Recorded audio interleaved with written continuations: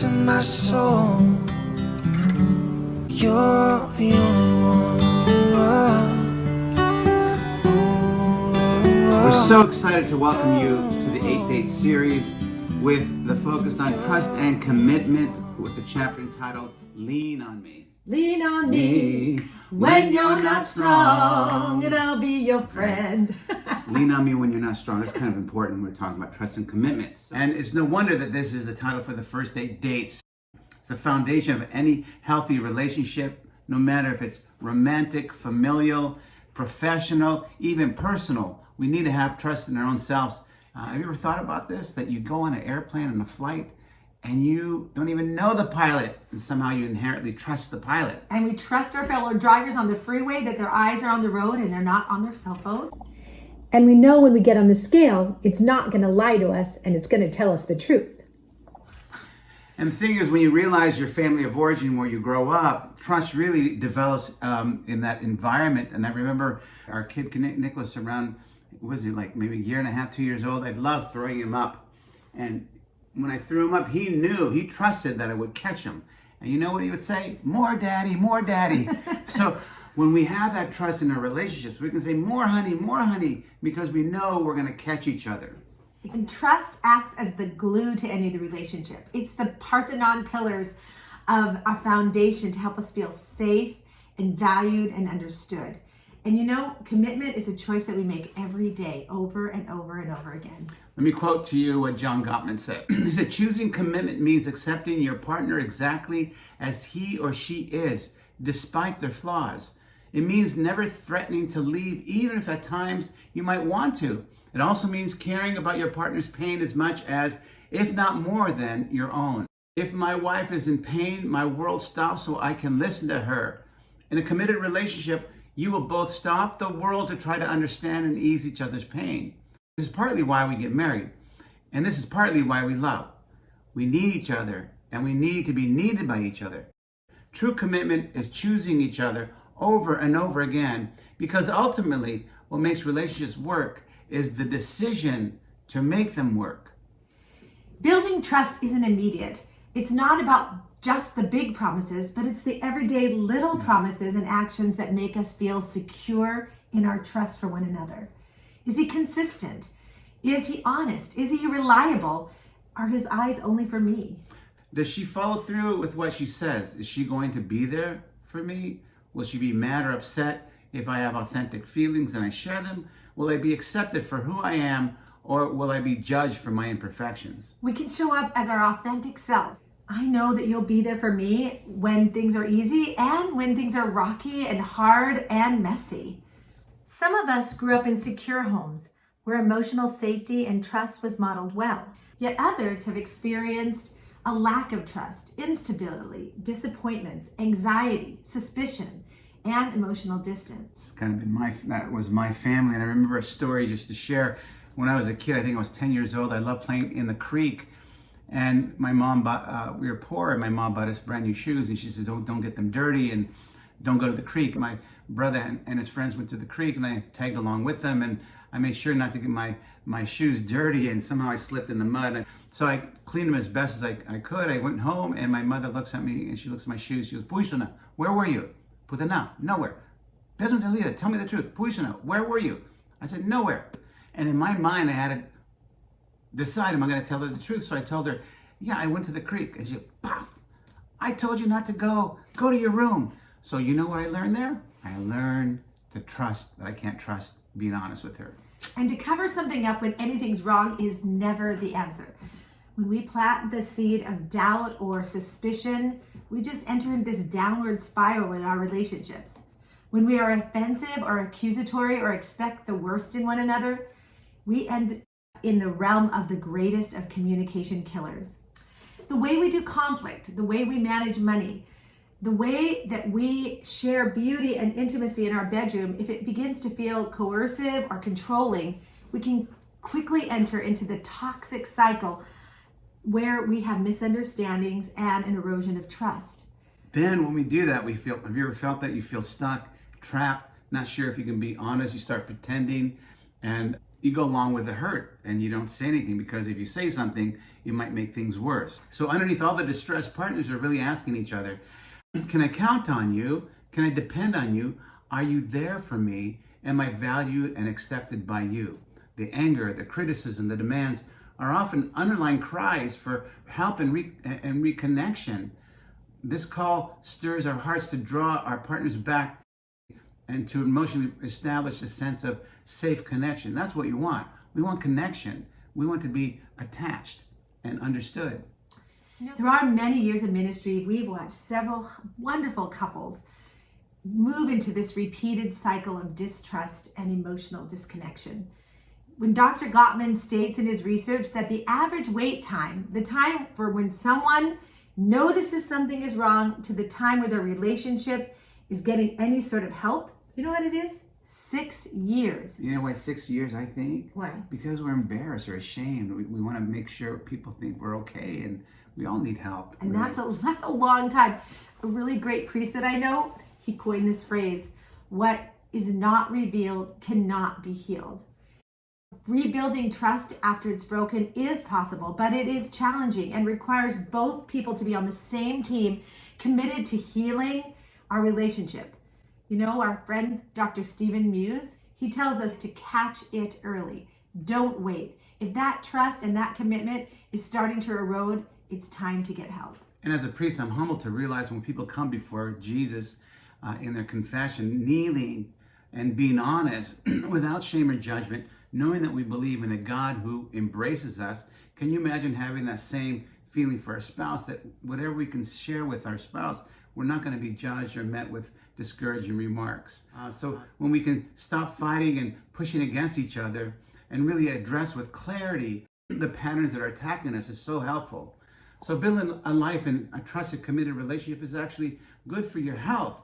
I don't know if you ever thought about that. If we have trust, it lowers anxiety, it mitigates stress, and helps us live longer and healthy lives. So it's worth it if there's any challenges in your relationship of trust and commitment. It's something to address and something to heal. We love Brene Brown's Anatomy of Trust. She uses the acronym BRAVING, breaking down 7 elements of trust. Because Jesus talks about the number 1 B, the braving words, B is boundaries. Jesus had clear boundaries. Setting boundaries is making clear what's okay and what's not okay. It involves respecting and understanding each other's boundaries, which means being clear about what's acceptable and respectful to each other's preferences and differences. Reliability, being dependable and consistent in your actions. It's about doing what you say that you'll do. Accountability, it's owning up to your mistakes, apologizing sincerely, and making amends. It's like being on the basketball court and getting whistled for the foul, and you put your hand up because you know you did something. And I think it's important for us in humility to say, I'm sorry, to really realize what we did that hurt our partner. Vault. Being a vault means keeping confidences, which involves not sharing information or stories that are not yours to tell. It's about maintaining confidentiality and trustworthiness. Integrity involves choosing courage over comfort, choosing what's right over what's fun and fast or easy, and practicing your values rather than just professing them.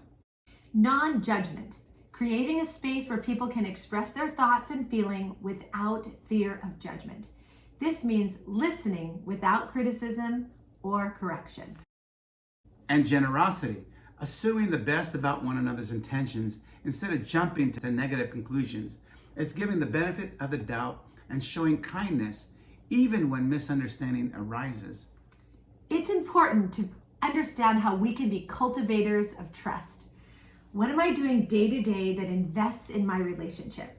You know, I always use this idea of having a movie screen in my office, and if I was going to rerun the week or the day, what am I seeing in the movie of my life that shows that I'm honoring and showing trust and commitment?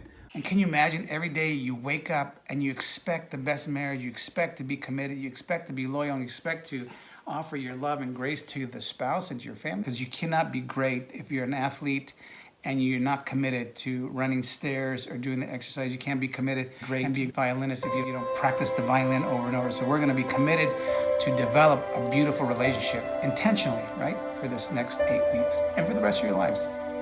There's an old business fable about commitment. First time I heard it was years ago. I was watching a video of Dartmouth's rowing coach. He was telling a story to inspire his team.